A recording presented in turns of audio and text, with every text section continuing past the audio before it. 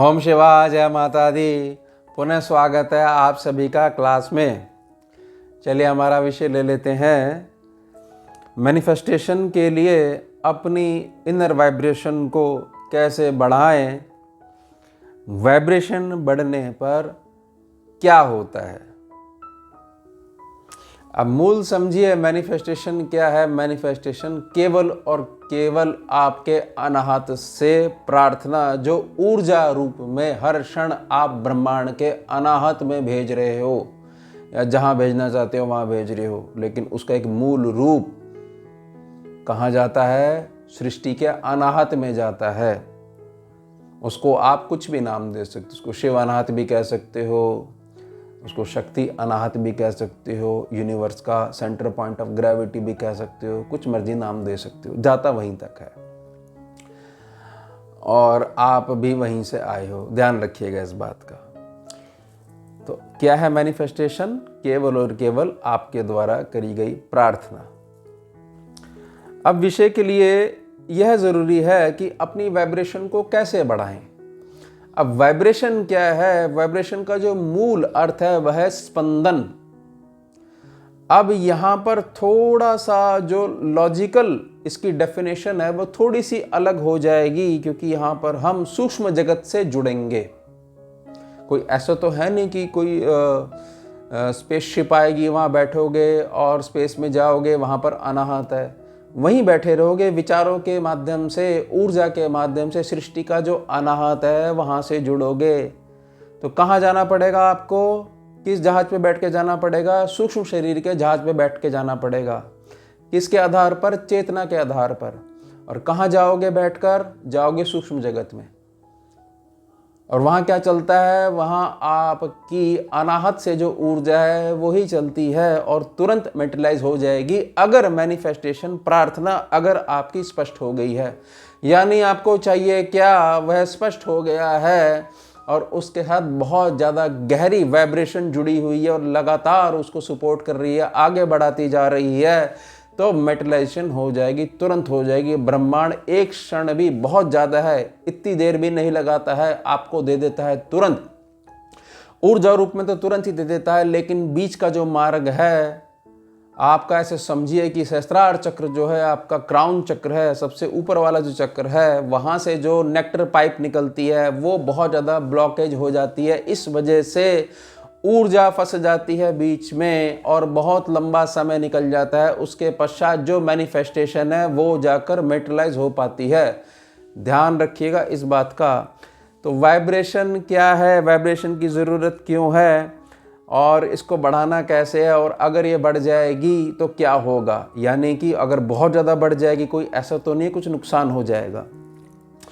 Vibration है केवल और केवल आपके मन का प्रथम रिएक्शन। यानी कि आपके पास ऐसा समय होना चाहिए 24 घंटे में कि आप कुछ देर अकेले में बैठो, एकांत में निवास करो और ये देखो कि मैं जिस चीज़ के लिए प्रार्थना कर रहा हूँ मुझे बहुत ज़्यादा चाहिए। जब उसी का कोई रूप समाज में आता है तो मेरा, जब उससे आमना सामना होता है, मेरा रिएक्शन पहले क्या होता है? क्या मुझे उसे देख के बहुत ज़्यादा प्रसन्नता होती है या वहाँ मैं जजमेंटल थ्योरी अपनी लगा देता हूँ, दिमाग लगाना शुरू कर देता हूँ और आंकड़े निकालने शुरू कर देता हूँ क्या अच्छा है और क्या बुरा है?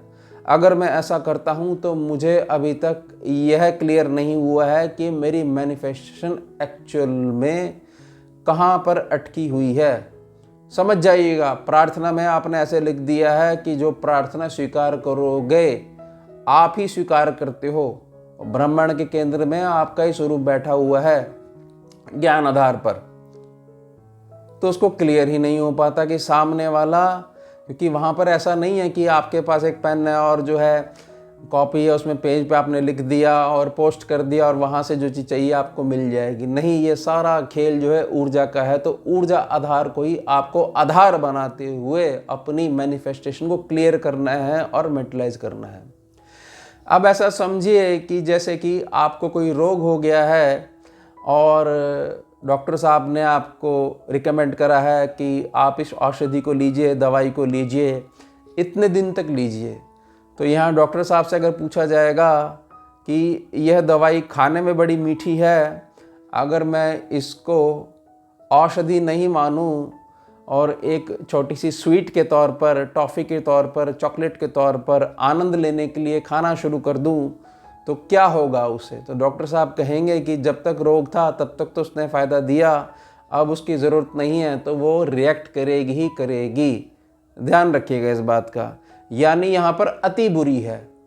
तो अगर जो है हम हर क्षण प्रसन्नता का भाव बना के रखेंगे और अगर हमारे मन में धारणा है कि ये वाइब्रेशन जो है बहुत ज़्यादा अगर बढ़ जाएगी तो क्या कोई नुकसान होगा, तो इसको ऐसे समझिए कि एक जातक अपनी श्वास में शिव शिव शिव शिव शिव यह जप रहा है। अब इसकी जो ओवरडोज हो जाएगी तो उससे कोई भी नुकसान नहीं होगा, क्योंकि यहाँ पर उसकी जो फिजिकल एक्टिविटी है वो एग्जिस्ट नहीं कर रही है। उसकी चेतना का स्तर ऊपर उठता जा रहा है। तो चेतना का स्तर जितना ज़्यादा ऊपर उठता जाएगा उतना ज़्यादा ही लाभ मिलेगा। इसमें कोई भी कंडीशनल वैल्यू लागू नहीं होगी कि इतने अंकों तक ही लागू होनी चाहिए, अगर इससे ऊपर लेवल चला गया तो यह परिणाम देखने को मिलेंगे नहीं। जबकि वाइब्रेशन जितनी ज़्यादा स्ट्रांग होती जाएगी और जितनी जल्दी स्ट्रांग होती जाएगी उतनी ही जल्दी आपको यह क्लियर हो पाएगा कि 10 में से एक मैनिफेस्टेशन कैसे क्लियर करनी है और उसको यूनिवर्स के अनाहत में कैसे भेजना है और वो तुरंत मेटेरियलाइज होकर मेरे पास कैसे आएगी। ध्यान रखिएगा इस बात का। तो वाइब्रेशन क्या है? वाइब्रेशन सिर्फ और सिर्फ आपका रिएक्शन है। जो चीज़ आपको चाहिए उसके प्रति आपका रिएक्शन यानी कि वाइब्रेशन केवल प्रसन्नता वाली ही होनी चाहिए और आंतरिक प्रसन्नता, क्योंकि यहाँ आपकी स्माइल मायने नहीं रखती है। चेहरा भले ही गुस्से वाला बना लेना, ऊर्जा तो यह देखेगी कि अनाहत में कितने प्रसन्न हो रहे हो। इस चीज़ को देख के उसी आधार पर मन यह नोट कर लेगा आपका रिएक्शन और वो अपने बड़े भाई अवचेतन मन को रिपोर्ट भेज देगा कि स्वामी ने इस बात के ऊपर, इस चीज़ के ऊपर, इस वस्तु के ऊपर या इस भावना के ऊपर एक भावना पैदा करी है। वह भावना नेगेटिव है या पॉजिटिव है, वो आपका रिएक्शन ही आपकी ताकत है यानी वाइब्रेशन है। इसको बहुत ज़्यादा बढ़ाते जाओगे तो बहुत सरलता से ब्रह्मांड के साथ ऊर्जा आधार पर कंधे से कंधा मिलाकर चलना सीख जाओगे घर बैठे ही। यह देखोगे कि जो आप सोचते हो वह होने लग गया है। ध्यान रखिएगा, प्रैक्टिस करनी पड़ेगी। अपने थॉट प्रोसेस पे बहुत ज़्यादा अंकुश लगाते हुए, एक प्रकार की डीप स्कैनिंग करते हुए आत्मनिरीक्षण लगातार करते रहना पड़ेगा कि मेरे विचार किस दिशा की तरफ जा रहे हैं। और जहां आपको ऐसे लगे कि मुझे बहुत ज़्यादा गुस्सा आ रहा है, कई दिन हो गए हैं, तो यानी कि मंथन क्रिया जो है शिव नाम से उस ऊर्जा को, उस विष को बाहर निकाल रही है, तो आपने रिएक्ट नहीं करना है। और अगर सामर्थ्य ऐसे हो जाए कि नहीं मुझे बहुत ज़्यादा गुस्सा आ रहा है, अगर मैंने गुस्सा नहीं करा तो बहुत ज़्यादा हानि भी हो सकती है शरीर को, नसों को, मस्तिष्क को, तो आपने क्या रूल याद रखना है कि हमारे को जो शिव नाम की औषधि है उसका पान लगातार करते रहना है। डोज पे ध्यान नहीं देना है कि डोज कितनी लेनी है, अनंत डोज है, अनंत बार लेनी है, क्योंकि हम अनंत से आए हैं और अनंत की मांग रखते हैं। छोटी मोटी चीज़ हम नहीं मांगते हैं अपने पिता से। ध्यान रखिएगा। तो थॉट प्रोसेस कंट्रोल नहीं हो रहा है तो शिव शिव शिव शिव। मैं आपसे प्रार्थना करता हूँ और विश्वास दिलाता हूँ, अगर आपने इस प्रकार से ऊर्जाओं को संतुलित करना सीख लिया कि जैसे ही कोई नेगेटिविटी आ रही है आप अपने अनाहत में अजपा जप के तौर पर शिव नाम जपने लग गए, तो ऊर्जा आपके पास आना ही छोड़ देंगी, क्योंकि आपका शरीर एक पॉजिटिव ऊर्जा को अट्रैक्ट करने के लिए एक सेंटर बन जाएगा। यानी कि ऐसा अभ्यास आप कर लोगे कि हर क्षण आपका रोम रोम यही नाम बोलता रहेगा, तो महादेव आपकी तरफ आएंगे। और जब शिव ही आ जाएंगे तो फिर और क्या मांगना है? क्या मांगना है उनसे?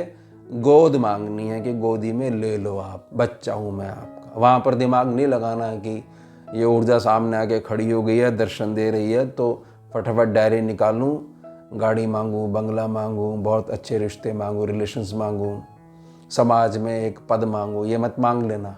ध्यान रखिएगा इस बात का। तो यह था हमारा विषय, मैनिफेस्टेशन के लिए अपनी वाइब्रेशन को कैसे बढ़ाएं, वाइब्रेशन बढ़ने पर क्या होता है। अब मिलते हैं आपसे अगले भाग में, अगली क्लास में नए विषय के साथ। जुड़िए और जोड़िए। ओम शिवा, जय माता।